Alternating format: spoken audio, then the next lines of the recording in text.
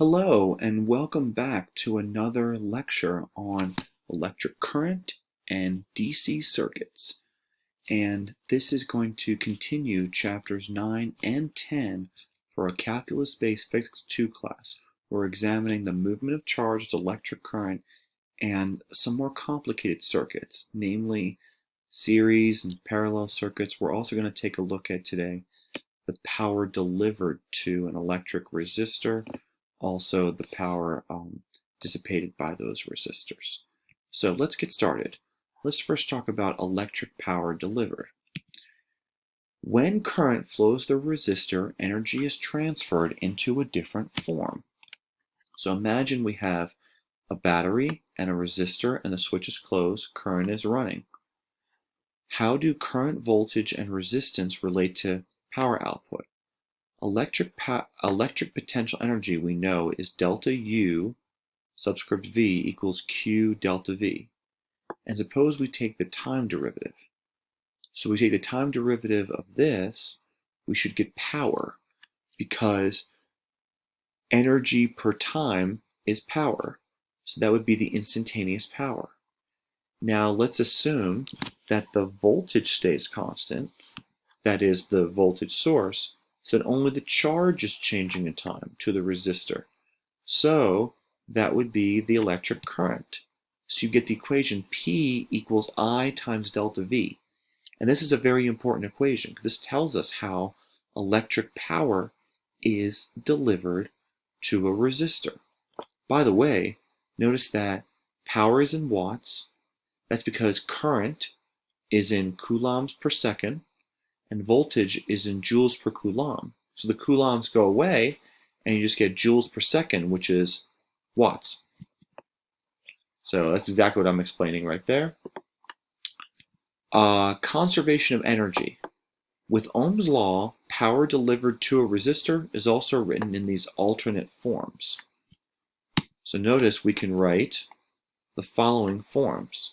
Okay, P equals I squared times R, or delta V squared over R. Because think, from this power equation, delta V can be substituted as I times R from Ohm's law. Or I can be substituted as delta V over R. So that gives you this other form of the power equation.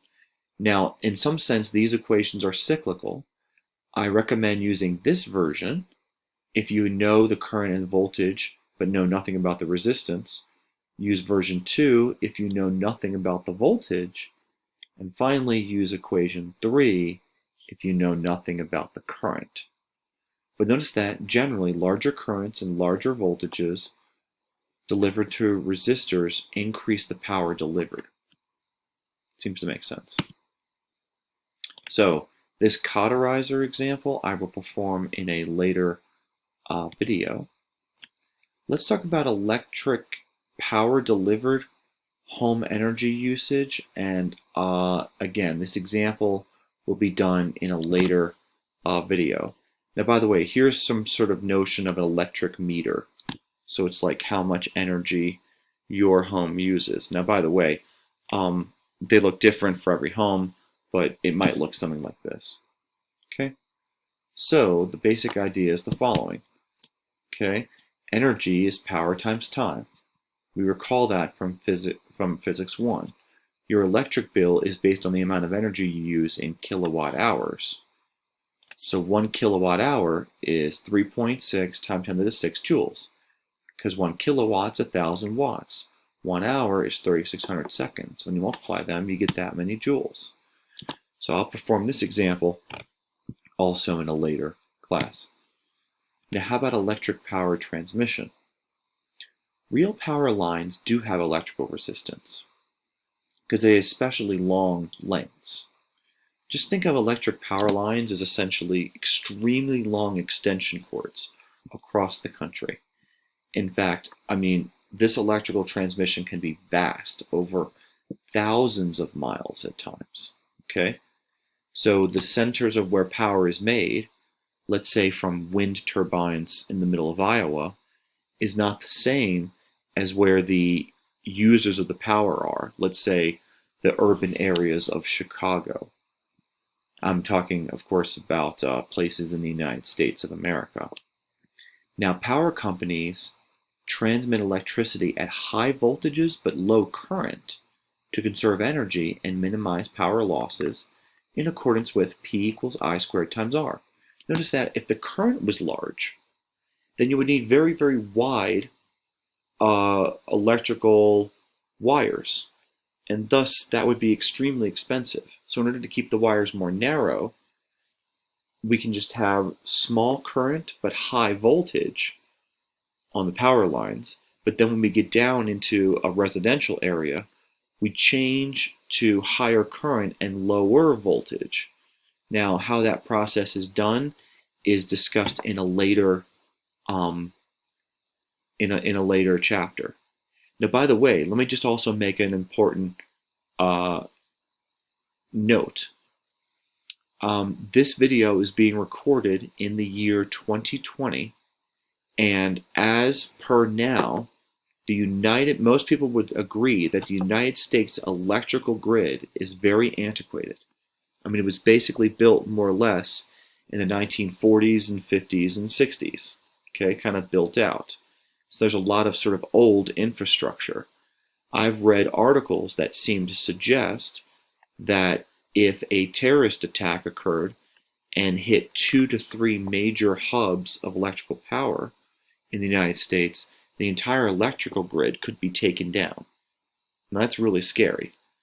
And it turns out that electrical transmission, there's lots of energy lost in electrical transmission.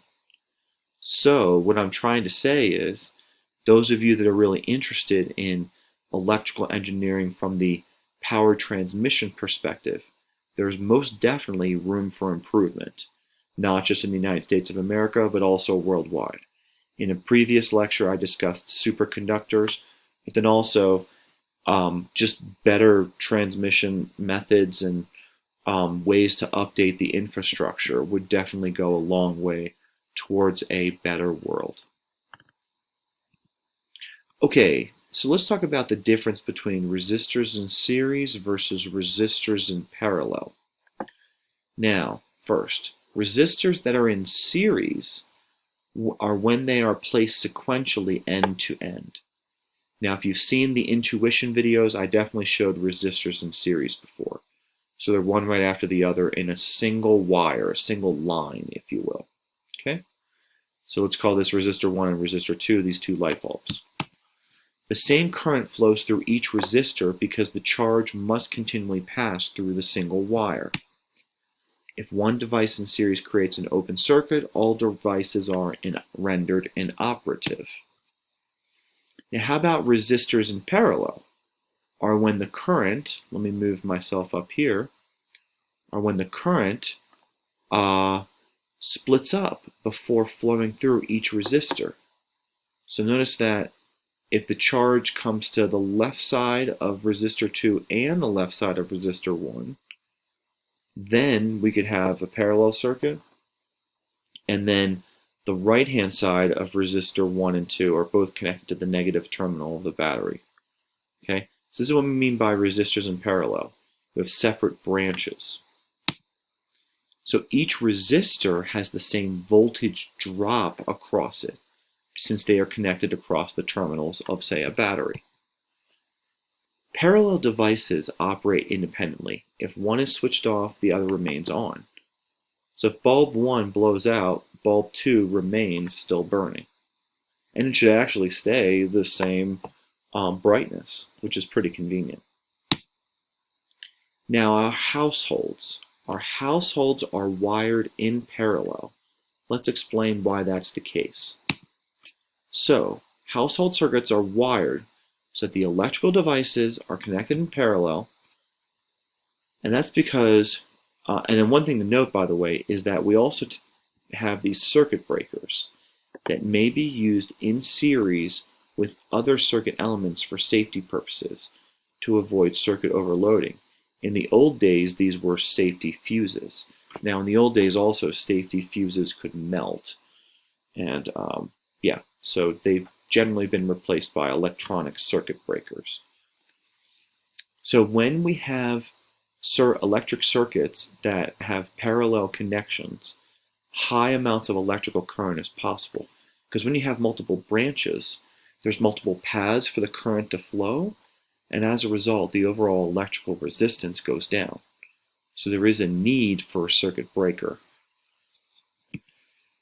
Now, in parallel, all of the devices operate on the same voltage, which is useful for households. Because think about this. You could then rate devices like light bulbs or microwaves or toasters or laptops or whatever, or televisions, in just a certain amount of power. Why? Well, you can say you have a 100-watt light bulb or you have a 1,000-watt microwave oven, because we know what the voltage is going to be. The voltage is going to be a standard value for the United States. Okay? So, by the way, the standard value for the United States is about 120 volts. But that's like sort of a long-term average over residential. I'll say more about that in later lectures. Now, and by the way, with respect to having that same voltage and multiple devices, if one device goes out or is turned off, other devices can still operate. And then furthermore, if you have multiple devices on the same switch, then you have more paths for the current to flow, so you have less resistance, so you could start to generate high currents, and you could overload the circuit. Current takes all the paths in parallel. Okay? The lower resistance will have high current. Even very high resistances will have some current. And notice, capacitance is increased if objects are wired in parallel. So imagine this, right? Suppose you want to charge up capacitors to, I don't know, like say take a picture with your iPhone, or you want to charge up a capacitor to have some sort of intermittent blinking. You could imagine that that's like a timing circuit. Well, capacitors, which act independently on different branches, it's useful to hook up our homes in parallel, which is how homes are generally hooked up. Okay? All right.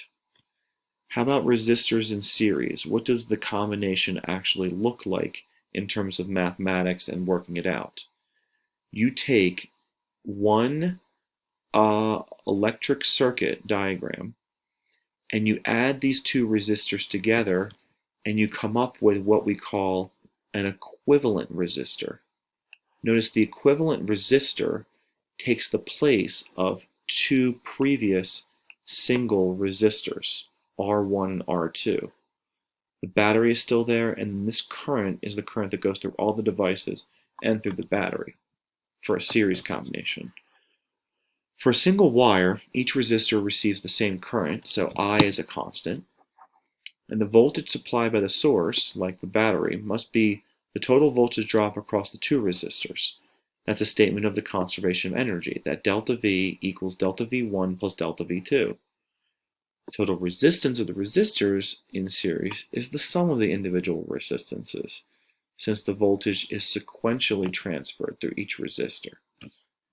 So the equivalent resistance for series is R1 plus R2 all the way up to Rn, where capital N is the total number of resistors.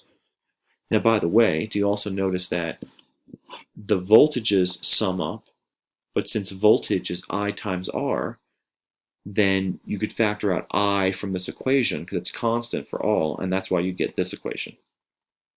Okay? All right, so resistors in series add, whereas capacitors in parallel just added up. Just traditional arithmetic sum.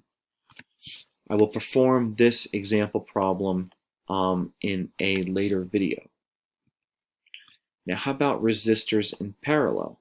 So what we do now is we take two resistors that are in parallel, and again, we add them together to get an equivalent resistance as if this entire circuit was one single resistor. Now, by the way, notice that the current splits up in these branches, and also note that the battery is connected to both sides of each of these resistors, so it has to be the same voltage across these resistors. Okay? So what happens is the following. The voltage is the same across each branch and across each resistor, delta V equals delta V1, delta V2, but the current coming from and returning through the battery must equal to the sum of the currents through each of the resistors by the conservation of charge. So I equals I1 plus I2. And then the total resistance for all resistors in parallel is the sum of the reciprocal resistances. Because think about this. I total would be delta V total over R total. I1 would be delta V1 over R1 and plus delta V2 over R2. But the delta V's in that equation that I just mentioned from here are all equal. So you can just cancel those out and you would get this equation. 1 over R equivalent is equal to 1 over R1 plus 1 over R2 plus and so on. So the idea is that if you want the equivalent resistance in parallel, you have to add up the reciprocals of each resistance and then take the reciprocal at the end. So this is sometimes called the reciprocal rule. By the way, there's other names that are possible for this. I've actually heard this called the O plus rule. But again, the reciprocal rule is probably a little more on the nose in terms of how we're going to describe this. So this is the same mathematics, by the way, as capacitors in series. But again, this is for resistors in parallel. By the way, the equivalent resistance is going to be smaller than the resistance of any individual resistance. Because you're adding reciprocals, the equivalent resistance will always be smaller than the smallest one. That is smaller than the smallest resistance that's present in the particular setup. Because you're opening multiple branches, multiple paths, the overall resistance is going down. Okay, again, I will perform this example problem in a later lecture video.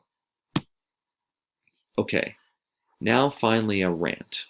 Okay, so on electric current and circuits, pitfall preventions, misnomers, etc.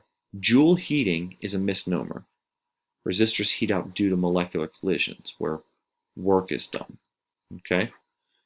Current is not used up. It continues to flow through resistors. Voltage is electric potential energy transferred into other forms. And though I've used the word dissipated, what I really mean is it's transferred into a different form. That's really what's going on. A battery is a constant EMF source, so it's energy. EMF is actually an archaic word for electromotive force. And I almost don't even want to say that again out loud in a lecture, because we now know it's not a force. We know a battery is a voltage, which is energy per charge. By the way, EMF and other certain terms are left over from the 1800s, when a lot of this terminology was being developed and wasn't always correct. So unfortunately, that terminology still stays with us. Light bulbs are used up, not burned out. So that's what happens to light bulb filaments. A greater fraction of the current, not all the current, but a greater fraction of the current takes the path of least resistance in a parallel circuit from a junction point. Okay, so I didn't get a chance to discuss that in one of the example problems. I will. Okay, and then lastly, how about number 9? There are too many of these. So end #rant. Ladies and gentlemen, thank you very much for watching this video. Please smash that like button and give it a thumbs up if you enjoyed this content. Please subscribe to the channel and share it with those that are within your sphere of influence. I want to thank you for your attention, and I will see you in the next video.